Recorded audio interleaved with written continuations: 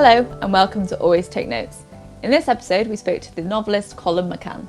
We spoke to Colum, again remotely, so please forgive us for the audio quality, about his fiction, about his teaching, and about his new genre-busting novel, Apeirogon. It's a great episode, we hope you enjoy it. Welcome, Colum, to Always Take Notes.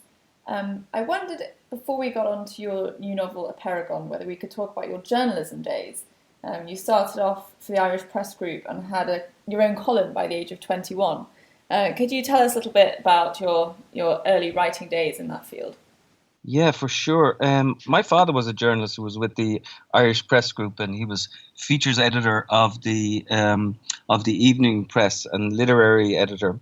He was also a footballer who had played for TransAtlantic in London, and he wrote kids' books. And I was interested from an early age in watching him create these books out of nowhere. It was a character by the name of Georgie Good, who was a traveller in Britain. And it was a pretty extraordinary series of things. And my father, as a journalist, sort of encouraged me to read these books at a young age. And then, believe it or not, I started reporting local soccer matches in Dublin about the age of 12. So I would go from place to place, and Bray Wanderers down to Tech and across town, and then phone in a report. So I was a pretty young journalist at the time, and then I started more or less full time when I was about 17, and actually left it when I was 21, and went to the United States to try and write a novel where I failed miserably at doing so. And I saw this comment, this was in your Wikipedia profile, but saying that working for the Irish papers was a good founding for a career writing fiction. And I was wondering, was that a slightly tongue-in-cheek comment about the veracity of what was going on in the papers, or was this just that kind of writing was like a good honing of your skill in the kind of classic Hemingway model or so forth? Well, the Irish papers were really interesting. Like, I remember when I first started working there was another man on the copy editing desk who everybody was mortally afraid of if your copy went across his desk. His name happened to be John Banville, and then there were all sorts of writers who were working in the newspapers. It was a highly sort of literary time in the sort of 1970s, early 1980s. Anybody who was involved in literature in Ireland also worked in the newspapers. So that comment was not really tongue-in-cheek. It was really an extraordinary time to be in the newspapers, to learn how to do research, to learn how to do news and copy, to who, what, where, when, how, and why. But then at the same time, to be around these characters like Ed O'Brien would sometimes come into the office, and Maeve Binchy would sometimes come into the offices, and it was a wonderful time. We didn't know it at the time, but it was a perfect sort of preparation for a literary life. In terms of specific things that you learned about crafting prose, what would you say the kind of tips that you picked up from working as a journalist? It's hard to say. When I teach writing, I tell people I'm not going to be able to teach you anything, and they're always scared by this. But really, what I do when I teach writing is I teach the virtues of fire, and stamina, and desire, and perseverance. And I think those were the things that I learned. I didn't necessarily learn anything about punctuation or but I got a feel for how a story works. I got a feel for how it should operate on people, and so that was good. But also, I think I learned how to listen. I was a middle class Dublin kid, and I was getting sent out to areas of the city that I didn't really know all that well, and it was a different time. You go out to the flatlands in Dublin, and where there was a big heroin epidemic in the late 1970s, early 1980s, and you would hear all sorts of different voices. So I suppose I learned that there were so many voices and so many stories. And were your ambitions, literary ambitions, from the get-go to write fiction? or I mean, you've kind of circled, I suppose, in that Apeirogon has these elements of non-fiction in it. But were you clear that journalism was a stage that you were moving through, and you had other targets in your sights?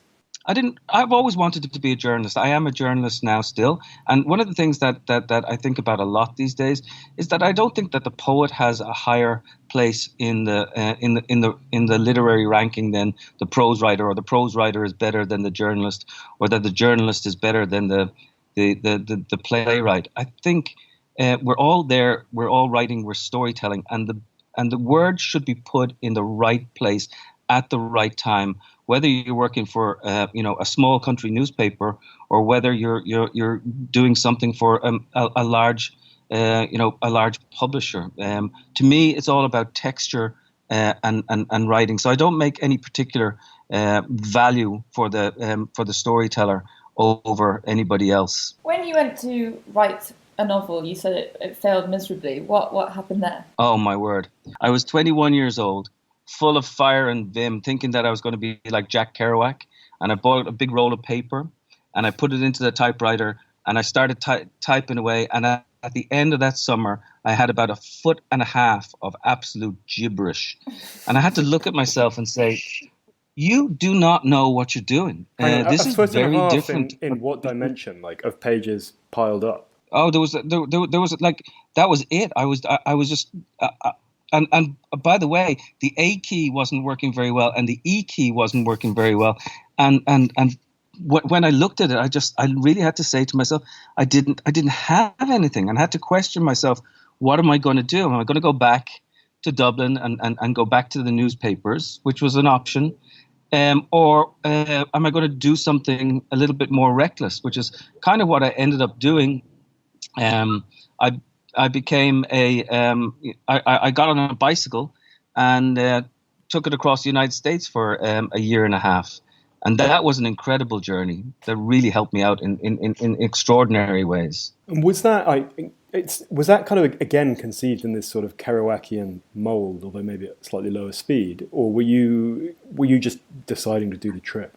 Yeah, at the time I thought I was doing a Kerouac sort of thing, but I was also just very curious about the world. I also thought long and hard about maybe even just walking across the United States, but that would have taken me about 3 or 4 years.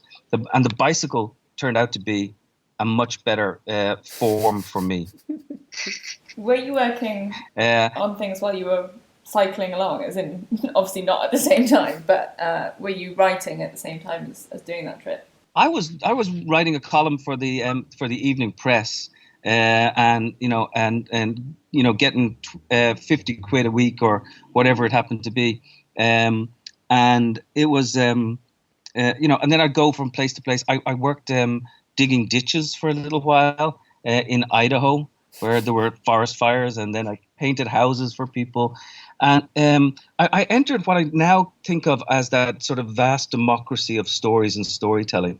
And I would meet people, and they would tell me their stories, and I would sort of carry them. I would chew them up and take them down inside me and carry them down the road.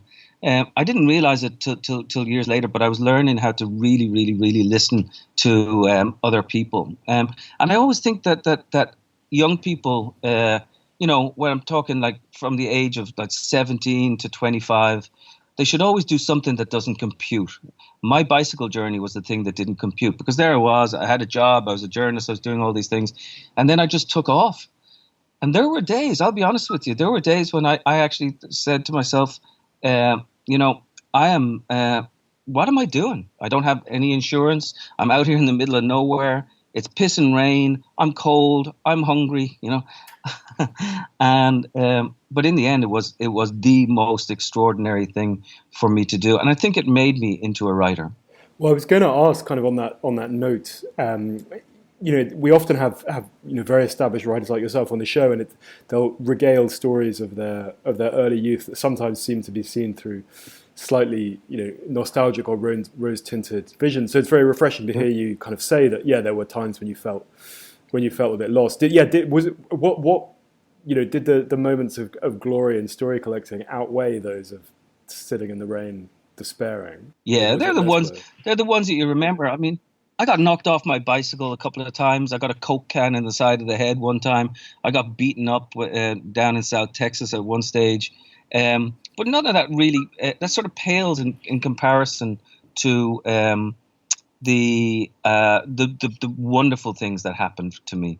I mean, just these random moments where you'd meet somebody in a diner, or somebody would give you $20, or somebody would tell you of a place to sleep, or they'd allow you into their house, and and it was a very friendly place. In fact, I'm very interested in maybe getting back up on a bicycle sometime soon and going and retracing my route, simply because I'd like to see if the America that was then, which is 1986, 1987, is the same America that we have in 2020? Yeah. It would be interesting to look at and retrace my route. What was the journey then from traveling across America to teaching English as a foreign language? So I finished on the bicycle. I went back down to Texas, where I worked on a system with juvenile delinquents. I was a wilderness counselor with juvenile delinquents, possibly making them more delinquent than they already were. But I did that for about 2 years. Then I went to university, and then I met my wife, and she wanted to go to Japan to study Japanese. She's of Italian extraction, and she and I went there and lived for a year and a half, which was a good year and a half because it was quite lonely in a way. There weren't a whole lot of people around. We were in this more rural town in Kyushu, and I got a chance to work, and that's when my first collection of stories called Fishing the Slow Black River. That's when they came out, and I was very lucky. It was a very small collection of stories. It was very quiet. I think there's a lot of pressure on young writers today to make it big and to make it fast and to come out of the gates really quickly, which is something that I don't think serves younger writers very well. I was lucky. I got out with a collection of short stories. There was only like 2,000 of them printed, and there wasn't a lot of noise about them. I sort of eased into the literary life. I was wondering, in terms of blunt practicalities, did you have work authorization for the US? Like, how were you able to get a visa and linger and stuff like that? I say because I did my graduate study in the US and then was had to leave and things like that. So how did that work? Are you with the CIA? No. What? But were you under the radar? I was under the. Let's just say I was under the radar for a little while, yeah. And then I got a what's known as a Donnelly visa, one of the lottery visas. Uh-huh. And then I got married, and then everything became everything became legal at that stage. But yeah, there was a huge amount of people whom I know from my generation in Ireland who went over to the United States, and for a long time they weren't able to get back, just simply because they built their lives over in the States, but I was lucky. I sort of got out from underneath that. You've written short fiction and longer fiction sort of simultaneously throughout your career, but after the experience of your first novel and the reams of paper that were unusable, when did you decide, after you'd published a collection of short stories, to give novels another go? Oh, it was that was it from the get-go. So I wrote 2 books before I published my first book. They were both awful, and thank God they never got published. They're still in a drawer somewhere. But once I had the taste of it, I knew I would never give it up. There was a part of me even that I wallpapered a bathroom with rejection slips, and so many did you have? I thought I could look up and think of them at various times, and but I had the desire, I had the taste for it then, and I sort of knew that I wouldn't lose the taste for it. It's one of the things that when I look at my potential students, I look them in the eyes and say, okay, do you have it? How much do you want it? How much are you going to show me how much that you actually really truly want this thing? And I can pretty much assure you that those who have 100% of the desire and maybe only 90% of the talent will be much better than those that have 100% of the talent and only 90% of the desire. So much of it is about stamina and almost being, I don't know, almost being an athlete in relation to this. You got to, to sit on your arse for 8 hours solid is not as easy as it seems, and to fight the terror of the blank page. It takes something peculiar to be able to do that sort of thing. So the taste for it was with me fairly early on. What were the ways that your writing was initially picked up? Did you acquire an agent, or were you sending stuff to slush piles? Like, how did you initially break into publication? Yeah, I was sending stuff out to slush piles. Then I found an agent, and then I got some rejection slips. And just when I was at the point of thinking, I'm going to give it, I'm only going to write. I don't care about this stuff anymore. I'm not going to send stuff out anymore. I got published in a tiny literary journal in Texas, in the University of Texas, a literary journal called Analecta. And within 2 weeks, some agents had read that, and then the famous agent Giles Gordon, who passed away about 10 years ago, from Scotland, picked me up, and I had a publisher for me within 2 weeks. It was kind of an extraordinary thing that happened.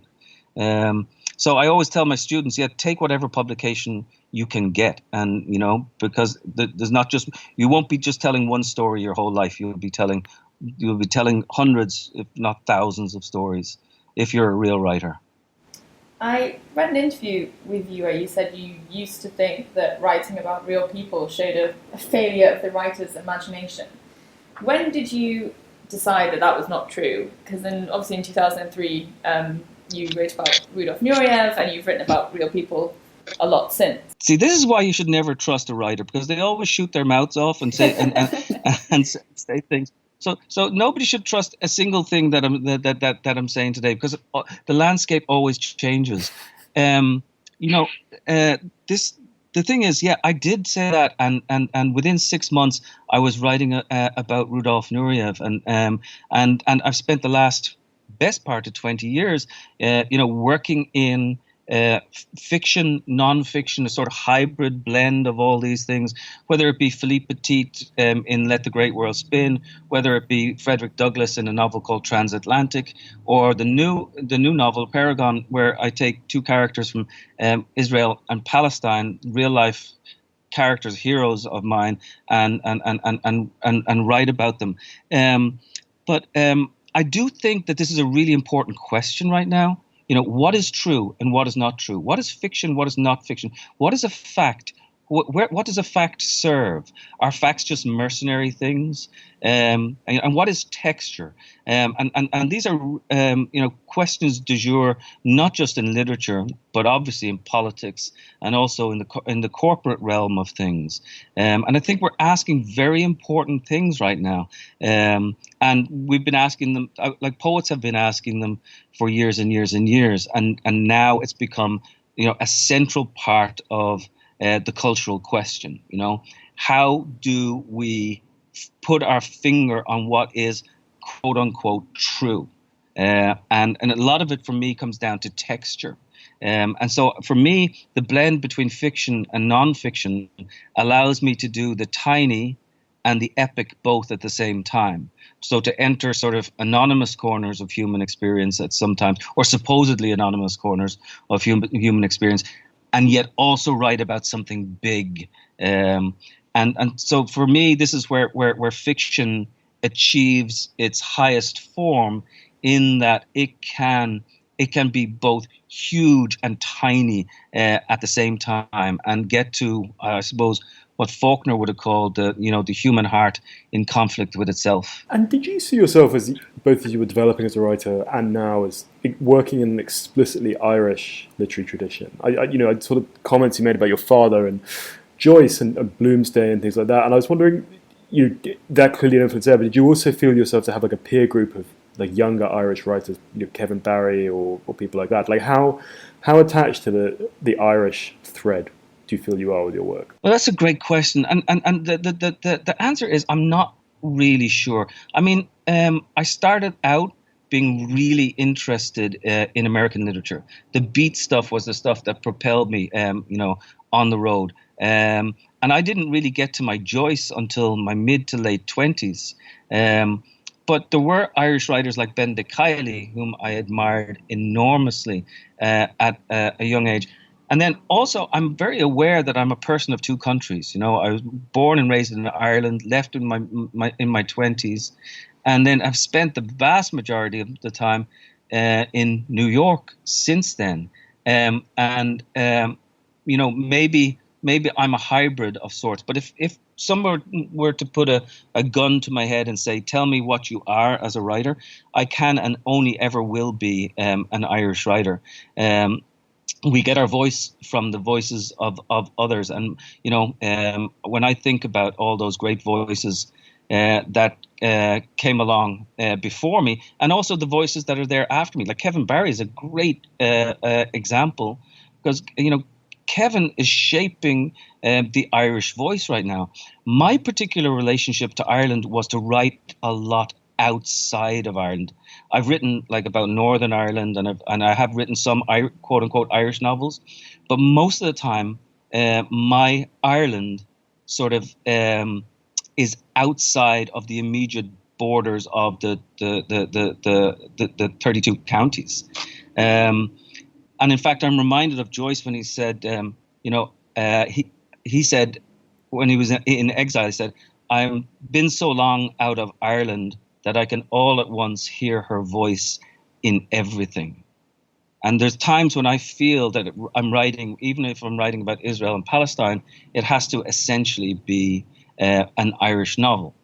There is also now the question of living in a global environment.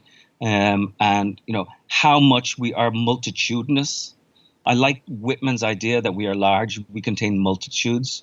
Part of the problem, I think, in political terms, certainly, is that everybody thinks that you're only one thing. We're so much more than one thing. Whether that be in terms of race, whether that be in terms of gender, whether that be in terms of nationality. I think we have to re-nuance ourselves to say that, as Whitman said, do I contradict myself? Very well then, I contradict myself. I am large. I contain multitudes. So in many ways, I feel like I contain those multitudes. But if you had to reduce it down, I would say, there I am, I'm an Irish writer. And could you link that back to the kind of question of texture and multitudes? I mean, I'm sort of struck by the form of Apeirogon, of course, is different kind of shards of prose which come together at different points. How does the complexity of what you're writing about echo in your writing's form? I think ultimately my voice is an Irish voice. I'm interested in rhythm. I'm interested in sound, and I would quite happily sacrifice meaning for music, because I'm really interested in getting at the music of the language in order to make people feel things, to feel new, to feel shifted. So in writing Apeirogon, I wanted. I kind of felt like, this is kind of weird, but I felt like the conductor of an orchestra of like musicians who were complete strangers to me, and these musicians kept flooding into the theater and playing their instruments and saying, "Listen to me, listen to me, listen to me," and then every day something new would come along. Of course, I was in new territory for myself. I was in Israel and Palestine. I spent 5 years researching it and doing it. But more than any other novel I've written, I felt that I was writing a piece of music. Now, whether that was going to be a sonata or whether that was going to be a song was a question. But eventually, for me, it became, I hope, a symphony. And I'm well aware that might sound pretentious. Oh, I was writing a grand symphony. It's a small symphony too. It's a symphony about two girls who get whose lives are lost in a conflict, and I think I was trying to capture a music so that we could all sort of enter that particular music. So the follow-up question that I wanted to ask about that was about the whole university creative writing scene. So you have this teaching role now. How did you get involved in that? And then also, I'd be interested in your views, more generally on the business, as it were. So we've had a number of people on. We've had the directors of the creative writing school run by Curtis Brown, the literary agent in London, and also the one run by Faber. We had Kylie Reid, the novelist, on recently, who talked about being at the Iowa Writers' Workshop. And we've had all sorts of takes on creative writing education, both positive and some less so positive. And just be interested as someone who's involved in the system. What's been your experience of that? Well, I've been teaching for about at the MFA level for about 15 years. I taught at other levels before that, but I've been teaching writing for about 15 years. And, I think the MFA is a good place to go simply to learn how to make mistakes. You get a community, you get readers, you develop friends, and you go there and you have 2 years under the tutelage of some people who may or may not know what they're doing. But really, it's all up to you, the writer, and what you're going to put into it. I really firmly believe that I can't teach anybody, what plot is. I don't even know what plot is myself. I can't teach things about how to write character or how to write dialogue, but I'll look at a story and I'll say, well, this is right and this is not right, and it's a I suppose a passion field for me. That's like, I want to see you grow. I want to see your passion grow. I want to see your voice grow. I want to see you. Kurt Vonnegut says we should be continually jumping off of cliffs and developing wings on our way down. I think that applies to writers so well. We've got to jump off the cliff and develop wings on the way down. And there's no better place to do it than in a good MFA program. Now, some of them are not so good because some of them are just cash cows for universities. And it breaks my heart to see young people who are not going to make it in the writing field, spend whatever, 50 grand, 100 grand, and coming out the far end saying that they're going to be able to write prose. No, that's not going to happen. But if you have the right sort of teachers, they'll inspire you with they'll inspire you with that fire. They'll be the spark behind you. So is that what you look for really in students when you're taking them on? Just a kind of passion for the subject rather than any particular, I don't know, style? No, they got to have the talent too. I'm looking for language. I'm looking for people who are saying things differently. I'm looking for somebody who can turn a sentence inside out. I'm looking for someone who can wake something in me or rock me or distract me. Good writing for me is all about somebody who knocks me off my comfortable perch and sort of teaches me something new. I might have known it, but I might not have recognized it. So I'm looking for somebody who has that sort of talent too. There's never ever one type of writer. You can have a social activist. You can have somebody who's very much like into autofiction and doing all these things. I don't look for any particular type, but it's just, for me, it's like a feeling. It's like being a musician. You want to find the right guitarist to accompany you. You gotta like see her or listen to her. You gotta find the right violinist who's going to come along and accompany you. And then you can recognize it in people. I can recognize it. I don't know, within a couple of days, you sort of know if somebody's going to have it or not. Sometimes you know it straight away from the first sentence.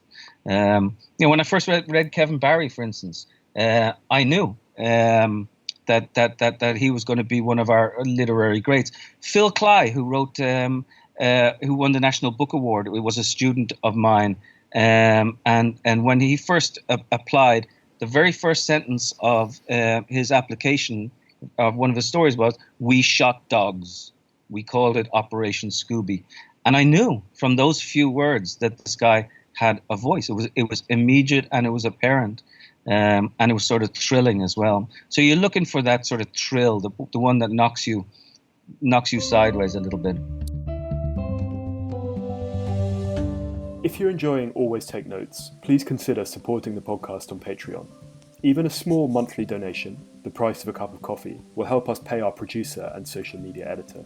It will also cover our hosting fees and go towards upgrading our equipment. If you donate $10, you will receive a bundle of successful story pitches to a range of publications, including The Guardian Long Read, National Geographic, The Times and GQ. Different in style, length and tone, the document will show an aspiring writer what has worked in the real world. You can find our page at www.patreon.com/alwaystakenotes.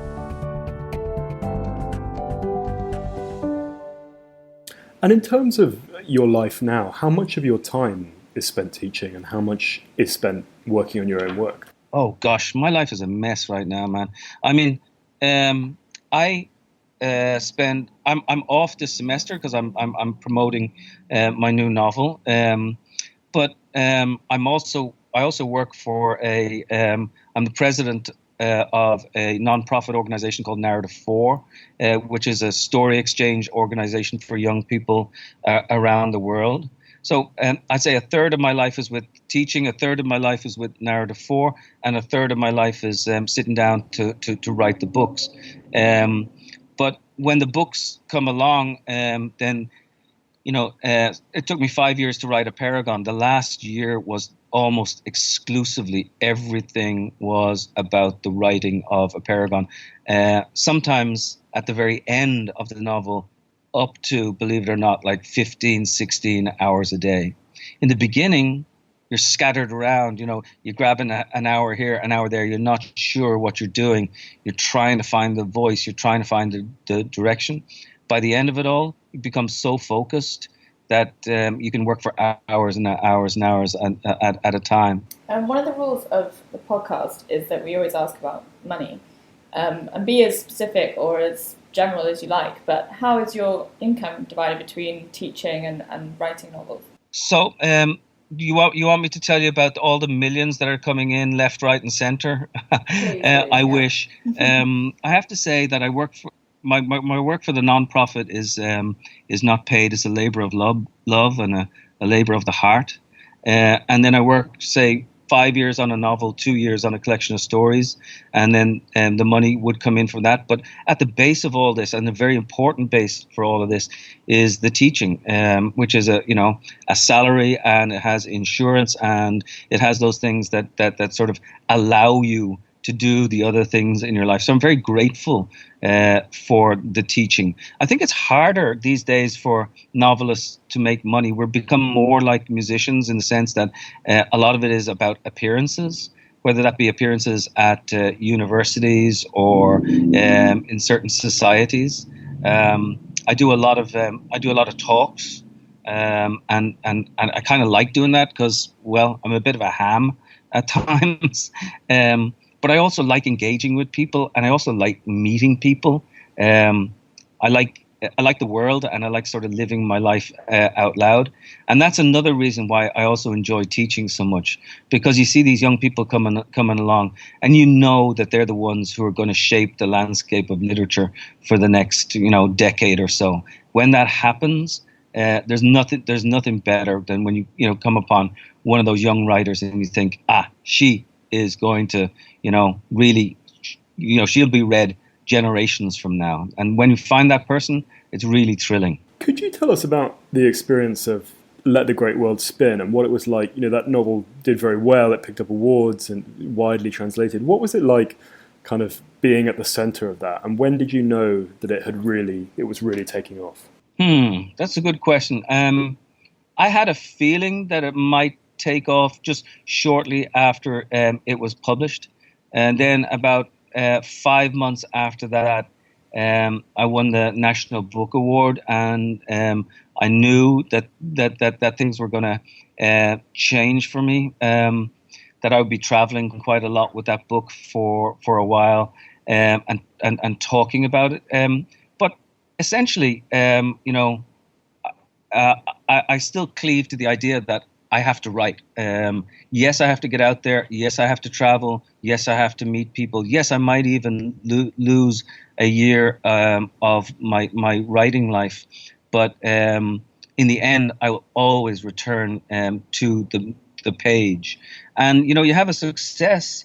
It also sets you up for next time round. You most likely will have some form of failure.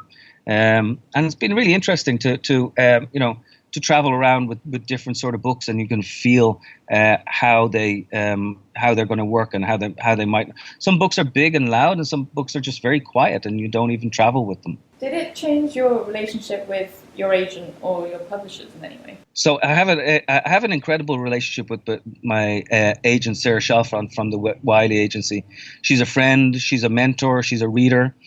She's a person who has looked after me for a long time, and she's seen me grow from having 2,000 copies of my books published to more than that, and to where I happen to be sitting very luckily now, and hopefully with humility. I also have a great relationship with Alexandra Pringle from Bloomsbury, who is not only one of the great publishers in the world, but also one of the great personalities of the publishing world. I think she's absolutely extraordinary. I feel sort of graced by the presence of these two people. Of course, I have editors in the United States, and I have editors in Germany and France and places like that. And it's important to have a good, strong, solid relationship with them.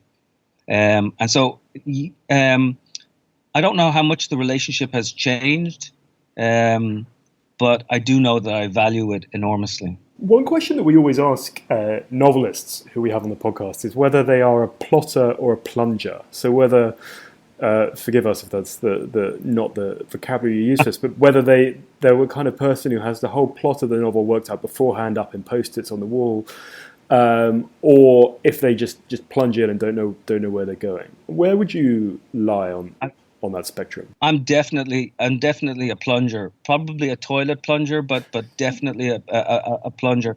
I go feet in, and I feel it's kind of like being an explorer. That what you're doing is you are casting yourself out to sea. You don't know where you're going to go, and you don't know how you're going to get there, but you know eventually you will reach land.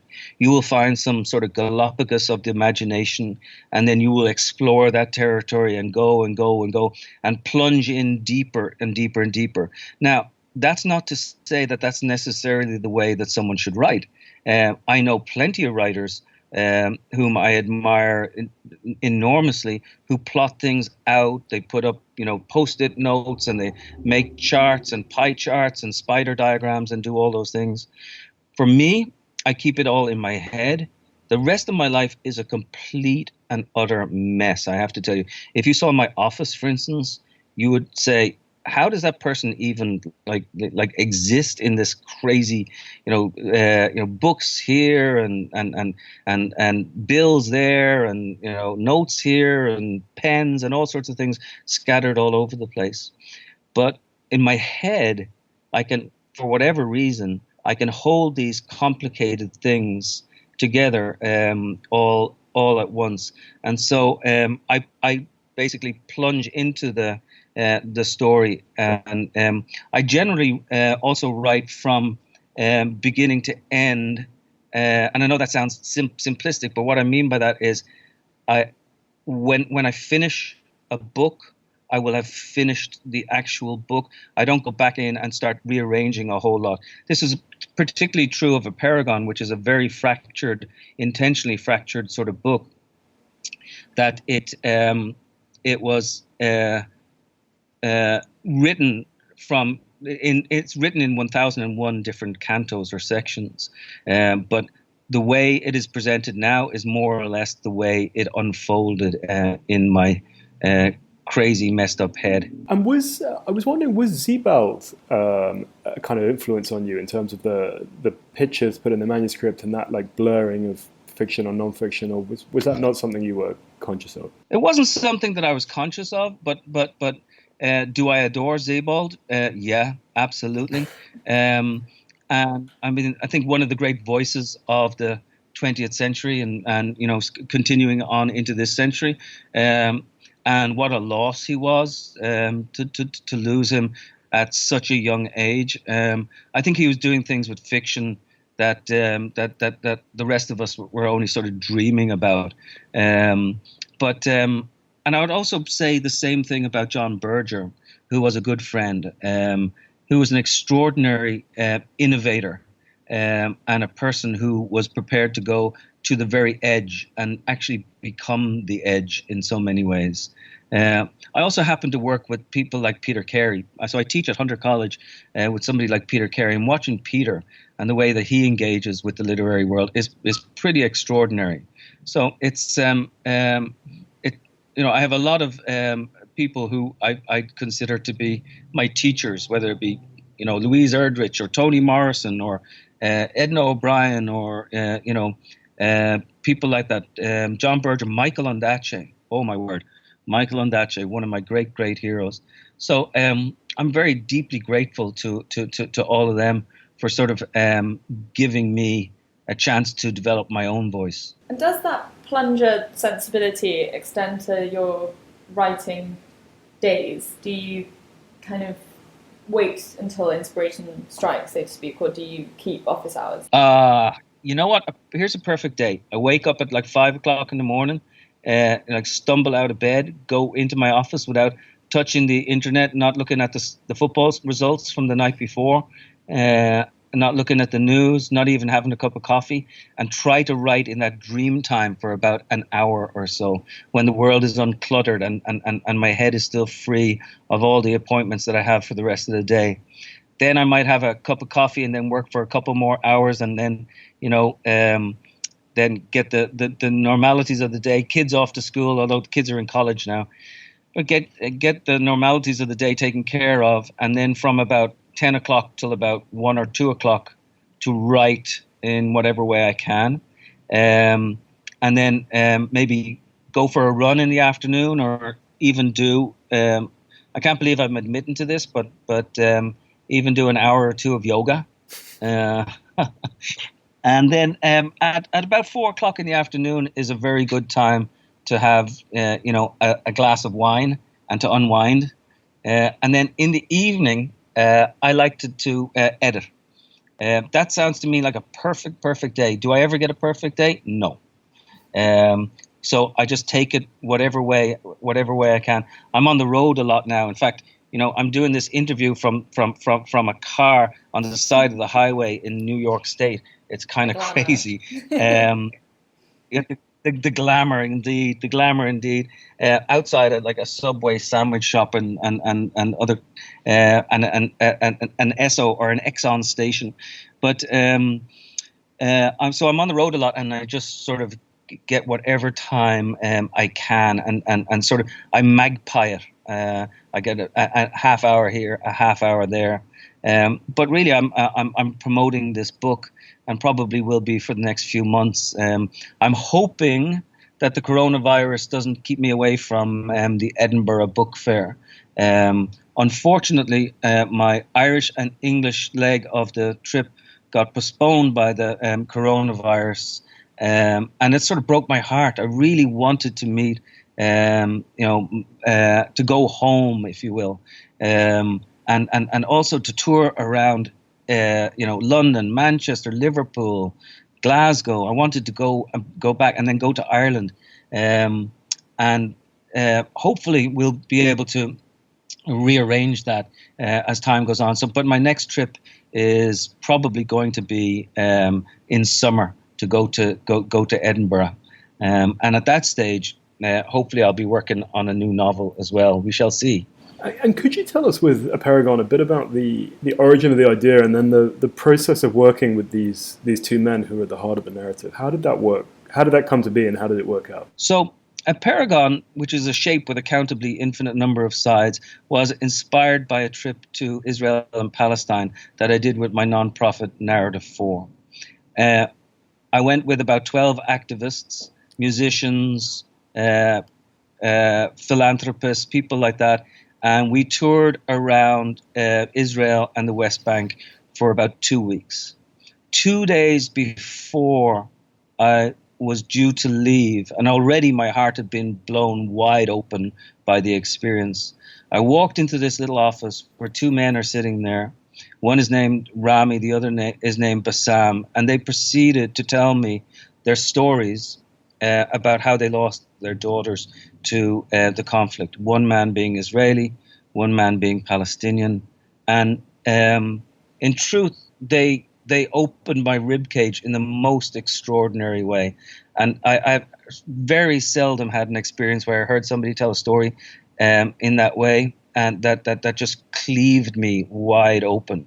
What I didn't know is that they'd already told that story, twice before that same day to other groups, and the day before that, and the week before that, and the years and years before that. I thought I was hearing it for the first time, and it was really quite beautiful to hear it. And it was one of those moments when I knew I was changed. I didn't know what I was going to do with it, but I went back and started to write another novel, completely different novel about an Irish character who goes to the West Bank, et cetera, but I didn't like it. It just wasn't working for me. And then a friend of mine said to me, well, what did you want to write about? What touched you most about being in Palestine, being in Israel? And I said, well, meeting Rami and Bassam, of course. And she said to me, well, why don't you write about that? And that's where I started to think about doing this narrative, and also doing it because I was confused by the politics of Israel and Palestine. And in a certain way, I sort of render that confusion apparent in the opening pages of the novel. And there's a reason for doing that, because I want the reader to be able to acknowledge the confusion. It's okay to be confused. It's okay not to know what's going on. It's okay not to know what is Area A, Area B, Area C. What we really need to know is the elemental beating heart of what is going on there. And this is what Rami and Bassam get to when they talk about occupation, when they talk about the loss of their children, when they talk about trying to heal the world through the act and the art of storytelling. And basically what they're saying is we need to know each other, because if we do not know each other now, we will only know each other 6 feet below ground. And we do not want that to happen. And that's part of what drove me to write this novel and to be involved in it as and to have it capture my life for so many years. And I feel privileged to have met these men. They're pretty extraordinary human beings. And is the ultimate aim of Apeirogon to build empathy? Because that's the purpose of Narrative 4, the non-profit which you established. It's a good question. I don't know what the ultimate aim of my novel is. The ultimate, I suppose, is just to disrupt people, to try and get them asking questions again. I hope that what it does is that it knocks you off your sense of comfortable balance and makes you go back in and question and re-question what's going on, and to read other things, and to look at things differently, to acknowledge the humanity of everyone involved. Bassam talks about the idea that so many Palestinians that he knows, their humanity is not acknowledged, and one of the reasons why he agreed to work with me on this novel is because he knew that I could recognize the deep humanity that's going on between him and his friendship between Rami and Bassam. They really are they are the best of friends. I watched them do the smallest things. They came on tour with me in the United States until the coronavirus stuff hit, and they had to return to Israel and the West Bank respectively. And I just watched them operate together, and they were just they were the like incredible friends, and joined together by the idea that they want to use the force of their grief as a weapon for peace, and which is a radical sort of idea. And to watch them getting standing ovations in the 92nd Street Y in New York and in Boston and in Pittsburgh and in places around the country was a pretty extraordinary thing. It was, and they deserve it. I think these are people who, one day might not be out of place on a podium in Stockholm for the Nobel Peace Prize. They really are extraordinary human beings. And Colum, we're coming up against our time limit now, but one swift final question from me.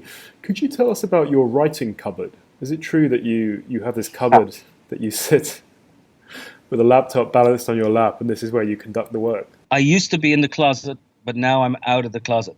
Literally, I used to sit in a cupboard, because I found it concentrated me. But it was I had to sit with my back straight and my legs out in front of me, and my laptop in my lap.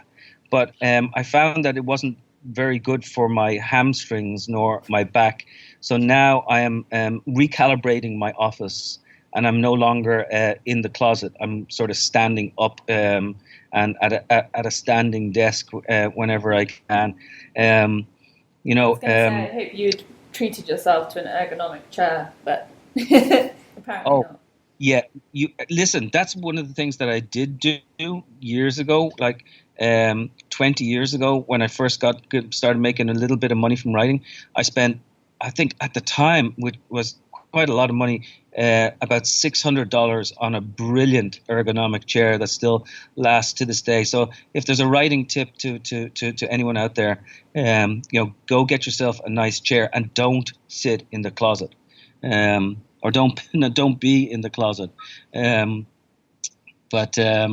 Get yourself a nice chair and face the terror, as we say, of the blank page. On that wonderfully fitting note, thank you so much for your time, and thank you for enduring the cold shoulder of a highway to talk to us. Yeah, it's been the most extraordinary interview. Thank you so much. I mean, it's the strangest place. I'm sitting here in a car talking to my computer via Skype, and to think that it will be out in the world and people get a chance to listen to it.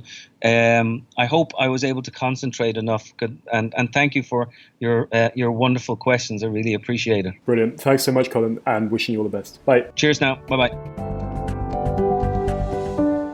Hello, it's us again. Rachel, what did you think of that episode? I thought it was really fun, as I'm sure listeners can tell from the fact that you and I are laughing throughout it. But I thought he was very interesting and candid. I liked the fact that he is very much a plunger, kind of gets up and does sort of stream of consciousness writing. I thought that was a really interesting way of approaching things, and also on the challenges of distilling what's very raw and kind of ongoing conflict into fiction. How about you? Yeah, it was fascinating. It seems we recorded it, we should say, I think it was like a couple of days before we went into lockdown, right? So he was in America, but we were at The Economist offices. So it seems slightly in another world that we did it. But I found, it was great. And clearly he's a real master at his stuff, and he was very candid and very generous about it. So yeah, really good to have him on the show. Rachel, what's been going on with you more generally? I have been editing the books and art section this week, so if it's terrible, don't blame me. This is where you send complaints. I'm just carrying on, to be honest. Trying to get used to this strange new reality. How about you? I'm good. I've been visiting hospitals for this big magazine story that I've been doing, which has been really fascinating, quite powerful. Getting acquainted with putting on all the gear and that sort of thing. But that's been interesting and has been nice to get out of the house as well. So that's been good, and so continuing with various things. Anyway, this has been Always Take Notes, hosted by me, Simon Acomb. And me, Rachel Lloyd. Our producer is Nicola Keane. Our social media is by Owen Redahan. Our graphic design is by James Edgar, and our score is by Jess Danheiser.